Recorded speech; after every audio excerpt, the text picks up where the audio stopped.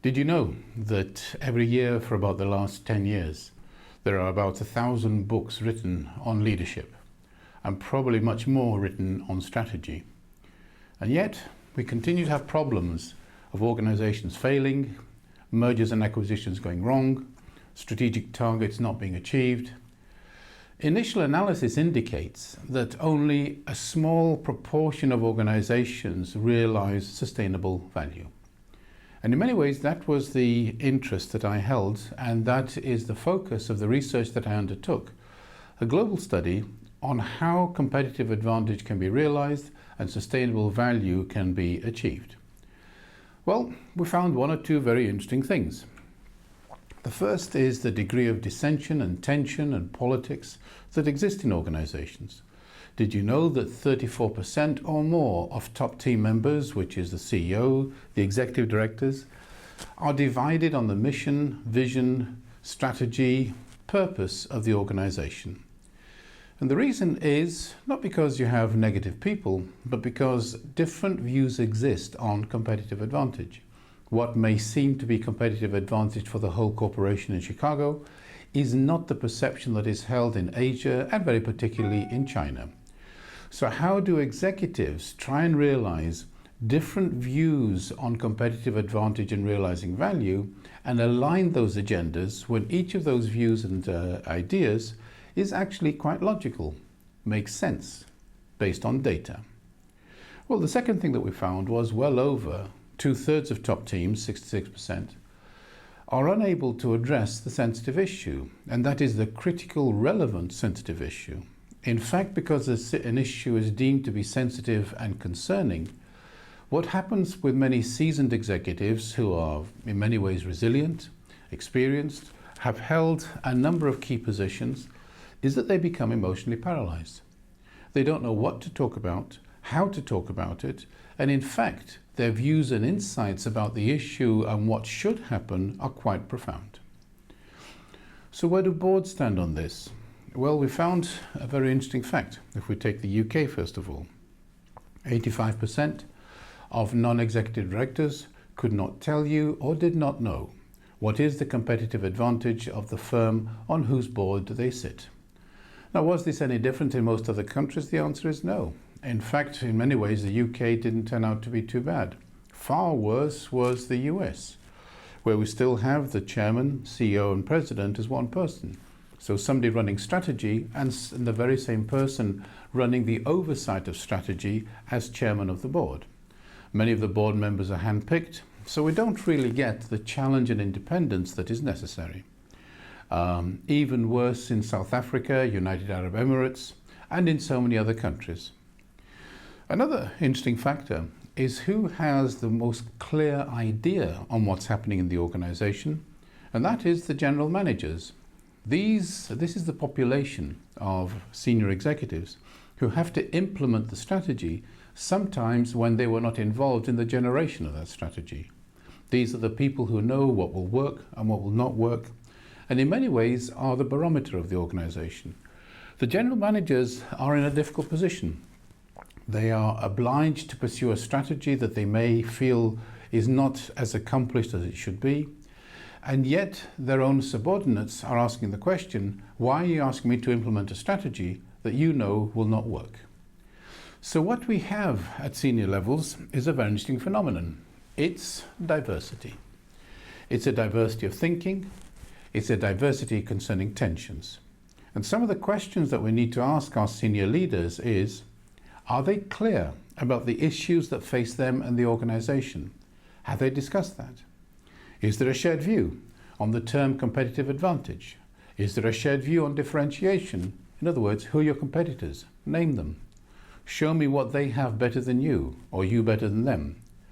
Is there a shared view on value? What is the value that this organization provides? What's an organization?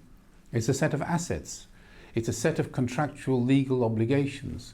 Why should these assets produce value? What is the purpose of a senior executive, a director? And that is to direct resources. In other words, to redirect the structuring of those assets to produce better value than before. So what is the debate on value?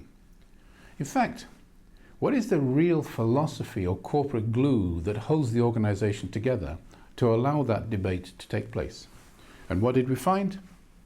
We didn't find a comfortable diversity. We didn't find, if you like, a developmental diversity. What we found was a disruptive diversity, full of tension and disagreement, and in many ways, lack of dialogue, not fulfilled dialogue. What did we also find? Well, one of the most obvious things in the world. So important is engagement.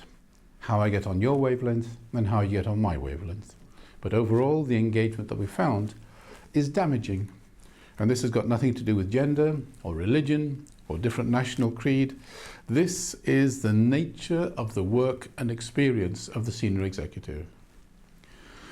So we recognized from research that realizing engagement is the critical challenge for sustainable performance. But that very phenomenon, engagement, is the phenomenon that eludes so many of us. Then we looked at some of the better run companies, and they had a practice, more like an approach. It wasn't in many ways sometimes a clearly thought out approach, it was more of a distinctive approach, where 4 letters constantly repeated themselves: S, E, A, and V. S, strategy; E, engagement; A, alignment; and V, value. What was important for the better run companies is that the word strategy was not critical. It was important, but not critical. But the relationship between engagement and alignment, how people feel in the organization, and the way the organization is structured, the way the systems are put together, the way the protocols are put together, and the emotions people have towards the organization and its structures and protocols, that was the critical relationship.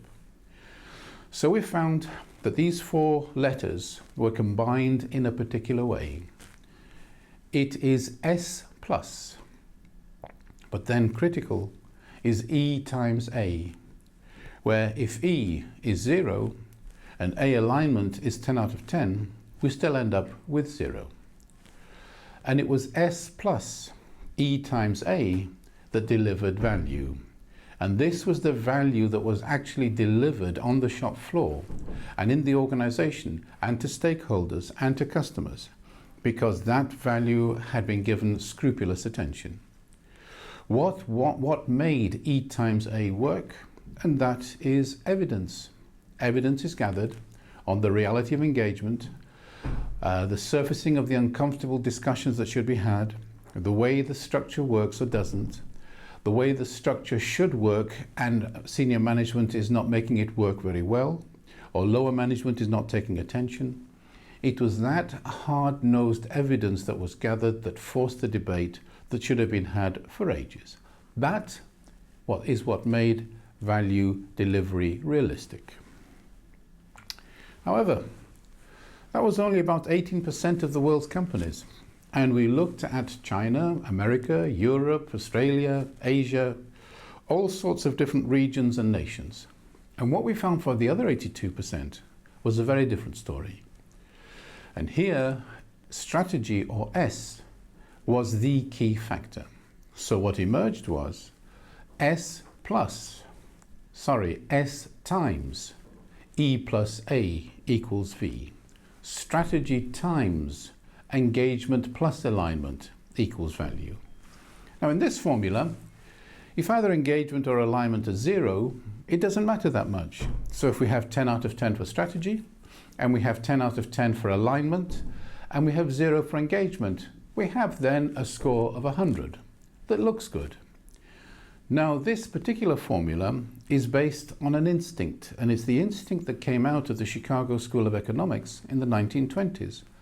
And it is the Chicago School of Economics that in many ways has determined the thinking and curriculum of business schools worldwide, from America to England now to the rest of the world, including China. And here, rationalism is the most important factor. If we can rationally understand what should happen, why it should happen, and on what evidence, then we will all come together with the same point of view. Hence, strategy is critical. Hence, S times. What did experience show? That was not the case. Strategy was a guide, but not the most important factor. It was engagement.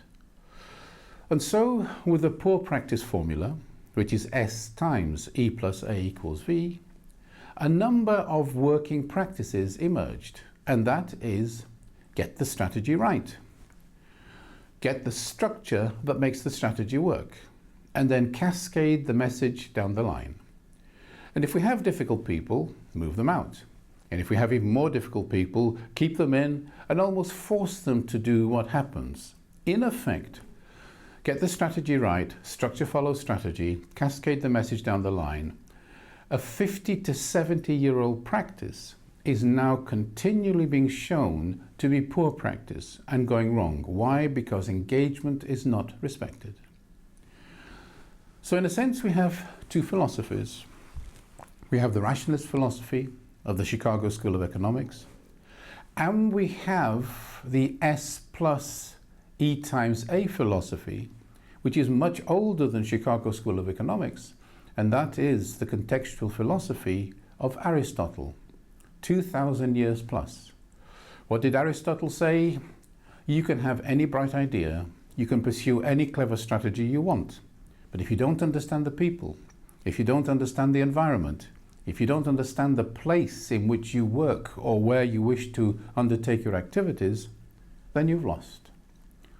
So we have two philosophies, rationalism versus contextualism. It's interesting to see what this research showed. 18% of those executives who realized sustainable success repeatedly were contextualists. The other 82% who were exposed to boost and boom, ups and downs, those were the ones that pursued the rationalist philosophy. It was interesting to see how many of the contextualist senior executives went to business school, and that was many. So what they experienced was rationalist teaching, and then it's almost as if they had to rethink what they were taught in order to become sustainably successful. So what's sustainable success? Well, it's engagement with diversity of thinking. And that is fundamental. It's how do you integrate clever ideas, often meaningful ideas, that don't fit well, but each one of them makes sense in order to realize competitive advantage locality by locality. That requires at the corporate center a level of IQ that understands exactly what's happening across the world concerning this corporation, exactly what is the nature of the competitive advantage of the enterprise, but also its weaknesses, and then negotiate, pull together, engage with people so that they can stand above their locality, they can stand above their function, and provide a corporate way forward. So the greatest tension in all this is between the corporate center and the business units. And what I hear from the 82% that are poor practice is a continuous complaint about the lack of alignment lower down from the business units. What I hear from the 18% who are very engagement oriented is a concern about themselves, that they've not understood the business units, and they need to understand what is happening in those business units in order to get the engagement and alignment that is necessary. And that's it in many ways. The Board Directors Program at Henley tries to address these issues. It looks at the world from the Board Director's perspective, in effect the non-executive director's perspective, from the executive director's perspective, and from the general manager's perspective. And it integrates governance, strategy, and strategy execution. And it is that combination of governance, strategy, and strategy execution that makes the difference if you wish to be one of the 18% of organizations that realize competitive advantage continually.